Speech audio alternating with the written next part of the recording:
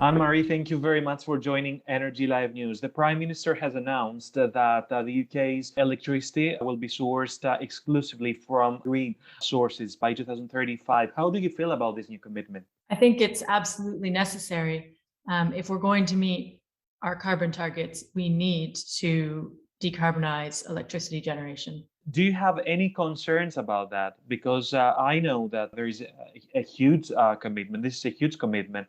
Do you think that there will be difficulties in this road of decarbonizing the UK's electricity market? Yeah, it's definitely going to be difficult. It's a huge change for the sector. Now, the UK already does get quite a lot of its power generation from renewable sources, but the amount that we need to completely decarbonize electricity is quite significant. We're also expected to see much more electricity demand as we switch to EVs and as we switch from gas boilers to heat pumps. So demand for electricity is going up. So we are going to see much significantly increased demand, but also a need to get rid of anything that's carbon intensive on the system. What the Prime Minister has said is that he's going to depend on sort of large-scale renewable projects and nuclear to supply base supply. That's a bit problematic. Nuclear is not particularly good at what we would call peaking, so scaling up or scaling down rapidly to make up for problems with intermittency with renewables. So that's a question of how that would work.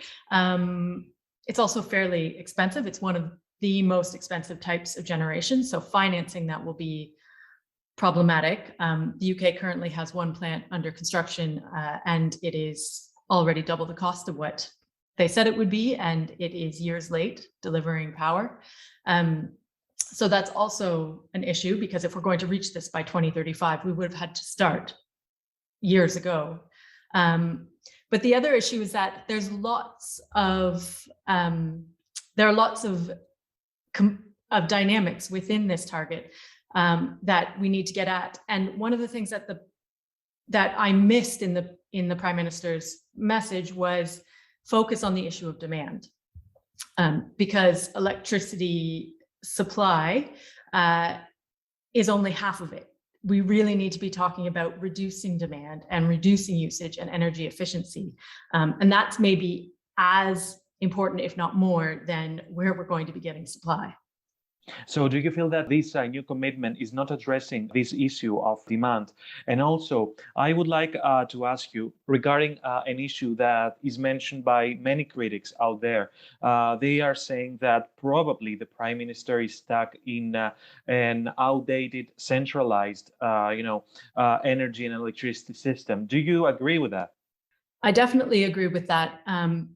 And if you talk to people who are intimately aware of how the electricity grid actually works, they know that we already are shifting to a much more decentralized system. And so, whereas before it was possible to run it from the top down, it was possible to just have the regulator and some policymakers and a few companies making decisions.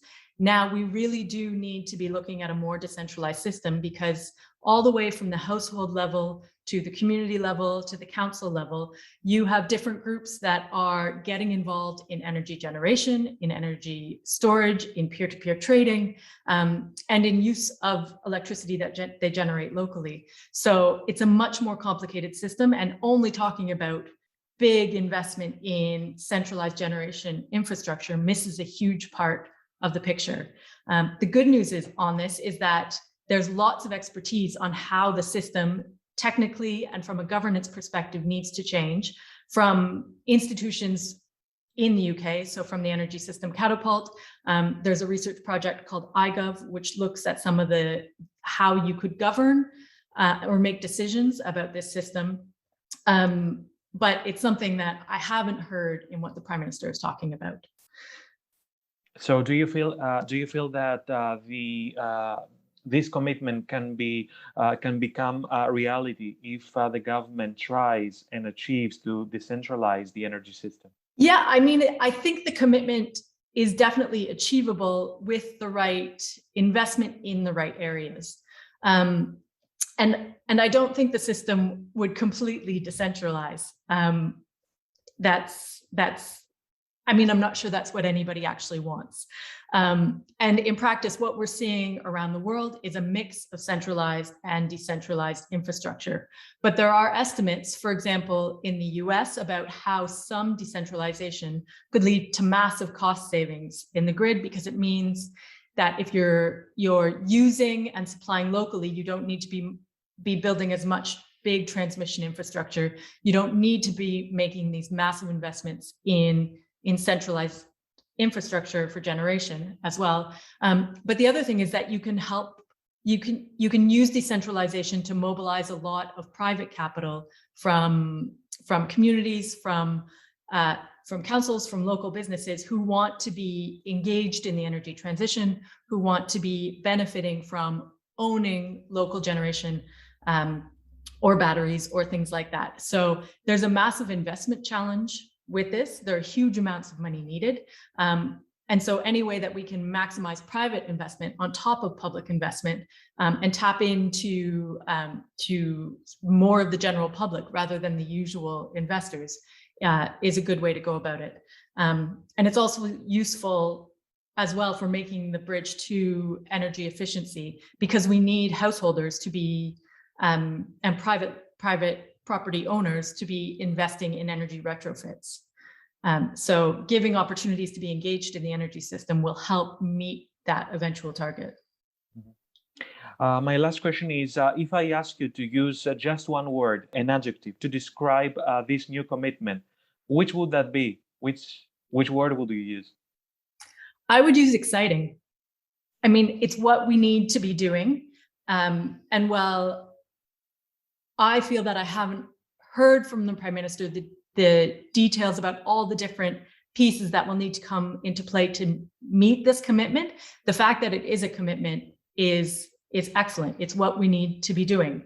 And so we have that target there now, and now we can have this larger conversation about, no, it's not just switching our supply. It's a much larger conversation about really restructuring the way that we think about electricity and power in society, in terms of who does it, where it happens, how much is about not needing supply because we've reduced demand, and all these other bits and pieces that are part of the wider electricity system.